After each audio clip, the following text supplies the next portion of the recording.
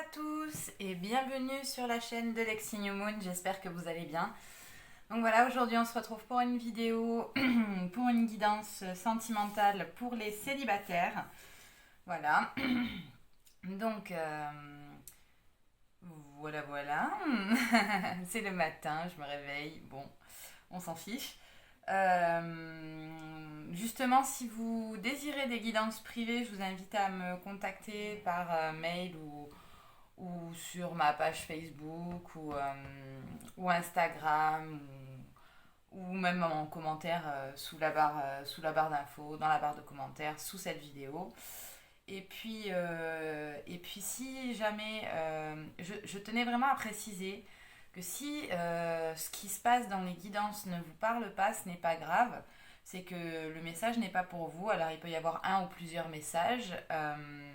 Voilà, gardez bien votre discernement et écoutez toujours ce qui résonne en vous, dans votre cœur, avec votre situation et adaptez. Quand je parle de masculin, de féminin, d'homme, de femme, bien entendu, tout est interchangeable. C'est à vous de voir un petit peu où est-ce que vous vous situez dans cette histoire. Voilà. Donc on va commencer avec le Starseed Oracle pour cette guidance spéciale célibataire. Alors, Weight of the World.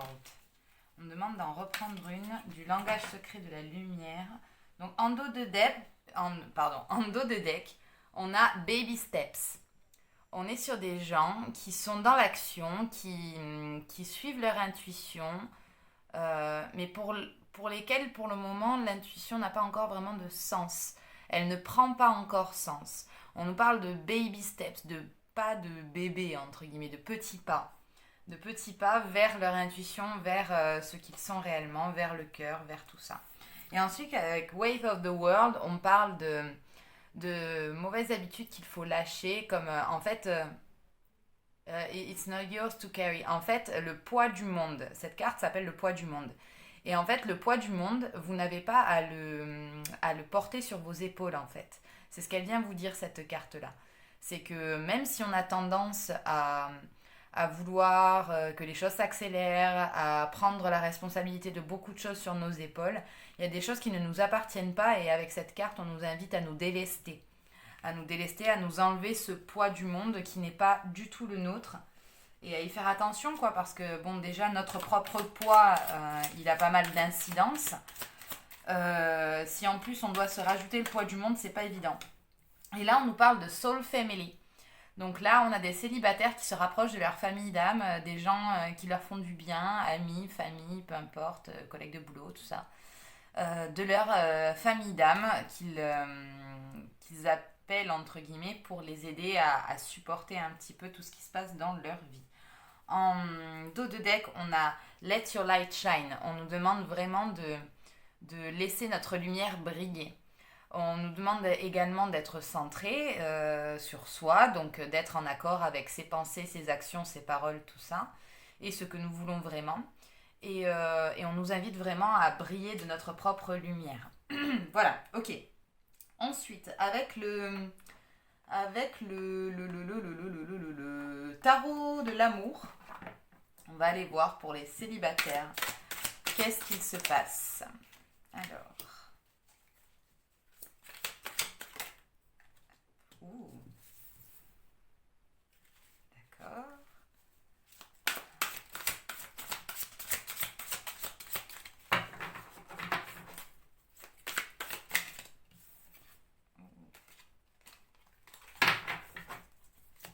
Alors, pour les célibataires, me dites s'il vous plaît, hop, pas la moitié du paquet, s'il vous plaît.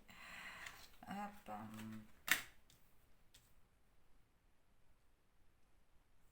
Et une dernière carte, s'il vous plaît. Ah bah nickel. Voilà. Alors. Tac. Très bien. En dos de deck, on a l'équilibre. L'équilibre, l'ordre divin. On a des gens, des célibataires qui s'équilibrent petit à petit dans leurs énergies, dans leur vie également, qui cherchent un point de stabilité, qui sont conscients, on me dit que tout ne vient pas tout cru dans la bouche, C'est marrant. Et que s'ils veulent attirer justement la personne qui leur correspondra, il est nécessaire pour eux de travailler sur eux et d'atteindre justement cet équilibre et dans la matière et au niveau émotionnel et au niveau intellectuel et au niveau spirituel. On leur demande vraiment de revenir dans un état d'équilibre pour pouvoir manifester en toute conscience ce qu'ils méritent, c'est-à-dire beaucoup d'amour. Voilà. Donc là, on a, avec le 7 des cœurs, on a les choix. On a des célibataires face à des choix, plusieurs choix, qui font des choix, c'est ce qu'on me dit. On a des célibataires qui font des choix de vie en ce moment, pour se libérer, pour se métamorphoser, pour se transformer. Voilà. On est bien sur une étape de transition, énergétiquement parlant, mais également une transition du mental, de la manière de penser. Vous êtes en train de comprendre, je vais vous rabâcher ma loi d'attraction, hein. Vous êtes en train à nouveau de comprendre que si vous voulez attirer quelque chose de positif pour vous et de vibratoirement élevé, on vous demande également de vous élever aussi. Et c'est ce que vous êtes en train de faire petit à petit vis-à-vis de ces choix, de cette métamorphose. Vous transitionnez vers un état d'être, de raffinement, avec le 9 des arbres, c'est-à-dire le 9 des arbres, c'est vraiment le matériel, le monde matériel, c'est-à-dire que vous organisez un petit peu votre vie de manière à pouvoir accueillir l'amour. C'est marrant. C'est marrant, non, c'est pas marrant, mais c'est bien quoi. C'est bien, parce qu'il y a beaucoup de conscientisation là-dedans. Et vraiment, je sens des célibataires qui sont quand même relativement épanouis, hein. Épanouis déjà par eux-mêmes, dans ce qu'ils font, dans ce qu'ils ont envie de faire, dans leurs projets, dans leurs objectifs. On a des célibataires qui sont bien centrés et qui sont en train d'effectuer une révolution, un renversement. Vous voyez, je vous parlais de métamorphose, de libération. Là, on est littéralement sur un renversement des croyances, sur une révolution en termes de cycle, hein, des célibataires qui finissent des cycles sûrement assez douloureux, parce que vous voyez, on a quand même l'arbre qui est empreint d'une espèce d'entité violette, là, nuageuse, un peu nébuleuse. C'est pas quelque chose de super bon, mais vous êtes en train de faire ce nettoyage, vous êtes en train de révolutionner tout ça, de tout mettre à neuf, de couper les branches qui servent à rien, de faire du gros nettoyage, on me dit, hein. C'est super. Avec le Light Sears Tarot, on va aller regarder un petit peu. Hop, avec le Light Sears Tarot, s'il vous plaît, mes kits. Hop, petite épée. Queen of Pentacles. Hop. 5 d'épée.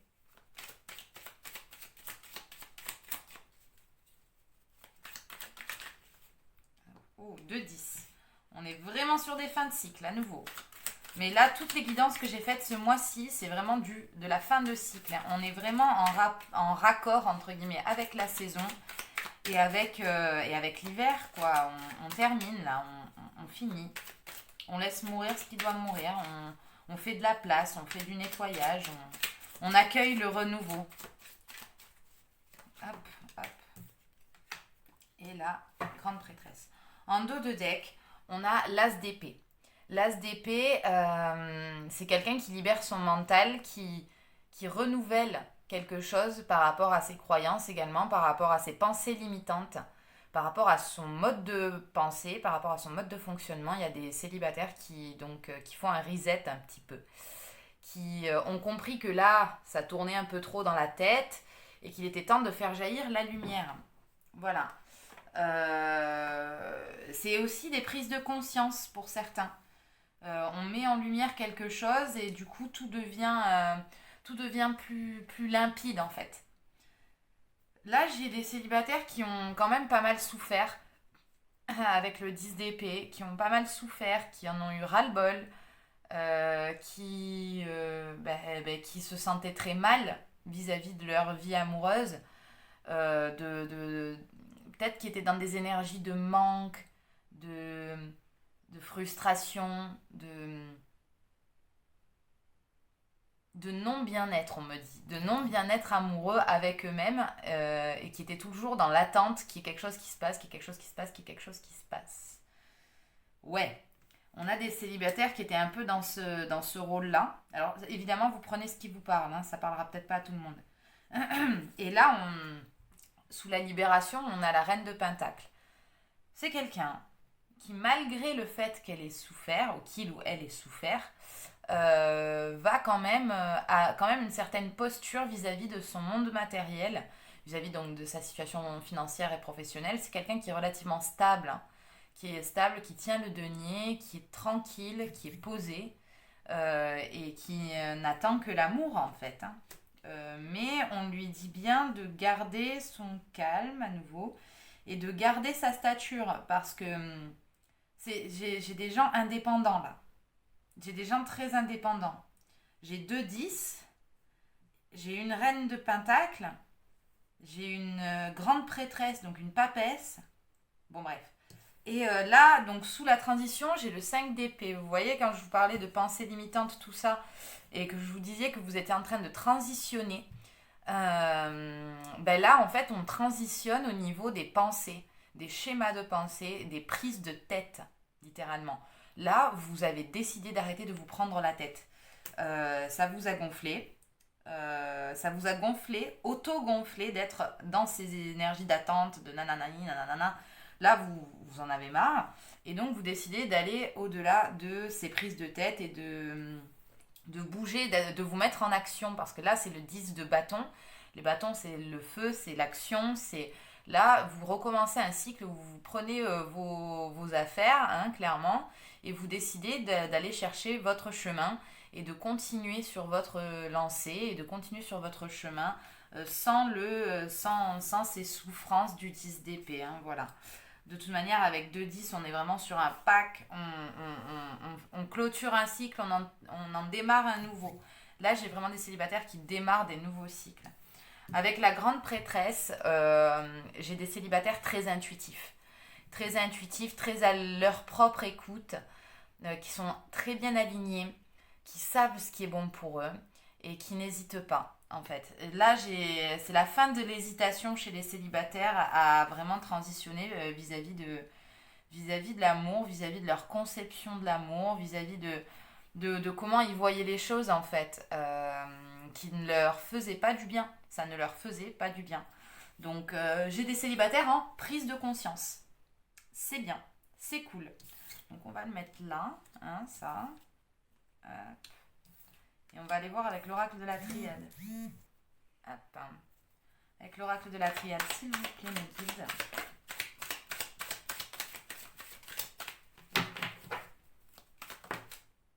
Ah, on a la foudre.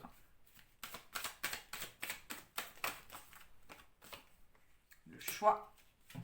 D'accord, ok. Le désert, la prière, le désert. Et ouais. Ouais. On va prendre encore 2 cartes, s'il vous plaît. Encore 2 cartes.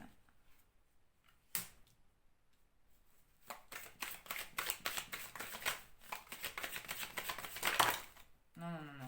On prend pas tout, là. Vous vous calmez.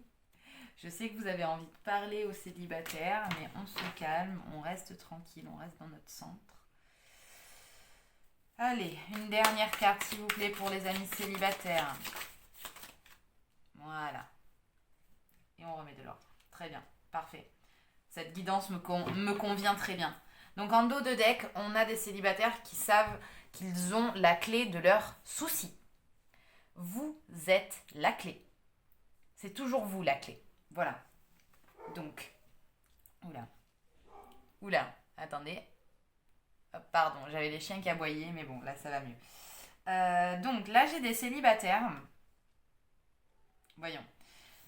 Il y a la foudre qui leur est tombée sur la tête. Donc, ça correspond bien avec, à nouveau, le 10 d'épée. Et là, on avait encore une carte de choix. Et là aussi, donc, on a des choix à faire. Là, des célibataires qui se sont retrouvés poussés un peu par la source, par l'univers, par Dieu, par les éléments, hein. Appelez ça comme vous voulez, qui ont été poussés à bouger de leur zone de confort. Parce que là, clairement, c'était pas du tout bon pour eux. Et ensuite, j'ai la carte du choix, à nouveau, hein, toujours le 7 des cœurs également était une carte de choix, je vous la remontre. Ah, si elle veut bien... Ah, si elle veut bien me donner... Voilà. Là, on a les choix, et là, on a les choix. Donc, suite à ce 10 d'épée, suite à cette grande souffrance, à cette foudre qui s'est abattue sur eux, on a des célibataires qui prennent conscience. Qu'ils ont des choix à faire pour eux-mêmes. J'ai beaucoup de célibataires qui étaient beaucoup dans la prière. Vous voyez, qui étaient beaucoup dans la prière, dans quand est-ce que ça va se passer, quand est-ce que je vais enfin rencontrer l'homme ou la femme de ma vie, ça me saoule, je suis pas bien, machin, qui étaient un peu dans la complainte même, on me dit. Mais ils ont compris que la complainte, c'était désertique un petit peu, ça n'amenait rien de bon, ça n'amenait rien tout court. C'était pas quelque chose qui était prolifique par rapport à eux. Et donc de ce fait, ils se sont mis en introspection. Cette introspection, elle a pris du temps. Elle a été mûrie quand même. On leur a dit clairement que de toute manière, il fallait du temps pour que les choses elles se mettent en place. Il fallait du temps pour que l'âme sœur, entre guillemets, arrive dans votre vie. Il fallait du temps pour que vous puissiez vous nettoyer, pour que vous puissiez travailler sur vous, pour que vous puissiez vous introspecter, de manière à attirer ce qui est bon pour vous. Et qu'il fallait lâcher prise sur la notion de temps et d'impatience en fait. Là, on invite vraiment les célibataires à remettre de l'ordre. Et là, c'est vraiment la justice divine qui vous dit ça, avec les tables de la loi et la trompette angélique. Là, c'est vraiment remettez de l'ordre dans votre vie, les célibataires. J'ai des célibataires qui ont vraiment pris conscience de ça. C'est super. On va finir avec l'Inner Star, l'oracle Inner Star et l'oracle cosmique. Ensuite, on va tirer une carte de chaque. Donc, l'Inner Star. On vous parle de renouveler votre énergie. Alors, renouveler votre énergie. On vous parle clairement de nettoyage. Entrer dans une nouvelle énergie. Et c'est un petit peu ça, hein, avec Weight of the World, vous vous rappelez, vous portiez un peu le poids du monde sur vos épaules, mais aujourd'hui, c'est plus le cas. Vous remettez de l'ordre. Vous remettez de l'ordre, vous partez hein, là vis-à-vis de la souffrance, vous finissez un cycle, vous en démarrez un nouveau. On avait l'as d'épée aussi. On est vraiment sur renouveler l'énergie, renouveler les modes de fonctionnement, donc le 5 d'épée, les prises de tête, la transition, vous voyez, on vous demande de vous métamorphoser, de vous révolutionner, de renouveler l'énergie. Voilà, c'est vraiment renouveler votre énergie, soyez dans de meilleures énergies et on vous dit d'oser imaginer. Voilà, d'oser imaginer ce qui serait bon pour vous et de le concrétiser dans la matière. Voilà, avec l'oracle cosmique, on va aller voir. Hop. Pour les célibataires, j'ai les âmes miroirs qui tombent. Et âme miroir, soyez calme et allez de l'avant. Voilà. En dos de deck, j'ai la compassion, pardon. J'ai la compassion. On vous demande d'être dans la compassion vis-à-vis de vous-même. C'est pas grave d'avoir personne dans sa vie. C'est pas grave. En soi, c'est pas... On n'a pas besoin des autres pour être heureux. Et ça, c'est une certitude. On est très bien heureux tout seul. Être heureux, c'est un état d'esprit. C'est pas un fait dans la matière. Vous voyez, c'est un état d'esprit, c'est un choix. C'est le choix d'être heureux. Le choix, il est mental, j'ai envie de vous dire. Là, on vous dit que les âmes miroirs, ça revient un peu cet aspect de soul family. On vous demande vraiment de vous rapprocher des gens qui vous font du bien. Et que en renouvelant l'énergie, les âmes miroirs, vous allez en croiser. Vous allez peut-être croiser même des âmes sœurs. On vous dit de rester calme, de soyez calme. Soyez calme et ne soyez pas dans l'impatience. Soyez dans cette patience. Soyez pas dans l'attente, mais dans la patience. Vous voyez ? C'est ok, je m'occupe de moi et ça arrivera quand ça arrivera. Vous voyez ? On vous demande réellement d'aller de l'avant. D'aller de l'avant vis-à-vis de certains schémas, vis-à-vis de certains schémas comportementaux, de certaines pensées limitantes, de certaines croyances que vous avez. On vous demande vraiment de nettoyer, d'aller de l'avant et de voir ce que vous pouvez trouver ailleurs, quoi. Voilà, voilà. on va tirer une dernière carte des Whispers of Love, donc des murmures de l'amour en français. Hop, j'ai dit une, pas 15. S'il vous plaît, mes guides. Bon, on en a deux. En 2 de deck, on a Focus on Love, c'est-à-dire essayer de voir le bon chez les gens. Hein. Essayez de, plutôt que de voir tous leurs attraits négatifs, essayez vraiment de voir leurs aspects positifs et ce qu'ils peuvent vous apporter à leur propre échelle, dans la compassion toujours. Voilà, des autres. Et là, on vous parle de véritable amour qui est en route vers vous. Et on vous demande de réévaluer vos désirs avec Back to What You Love. Revenez à des énergies qui vous font du bien, ça veut dire ça. Revenez à des énergies qui vous font du bien, revenez à ce que vous aimez, et réévaluez vos désirs et vos aspirations, on me dit. Ouais, réévaluez vos désirs pour attirer l'amour véritable en fait. C'est super. Voilà pour cette guidance sentimentale spéciale célibataire. J'espère que vous avez apprécié cette petite guidance, que ça vous a parlé. N'hésitez pas à me faire part de votre propre point de vue et de votre propre perception en commentaire. Ça me fera très plaisir. Et puis voilà, bon, si vous souhaitez les guidances personnalisées, vous le savez, vous me contactez. Il y a tous les éléments pour me contacter en barre d'infos sous la vidéo. Et puis si vous avez aimé le contenu, je vous invite vivement à le partager, à le liker, à commenter, à le diffuser, parce que ça va m'aider et ça va vous aider et on va tous s'aider mutuellement en fait. Donc voilà. Donc chers célibataires, je vous souhaite une belle journée et à très vite pour de nouvelles vidéos. Bye bye!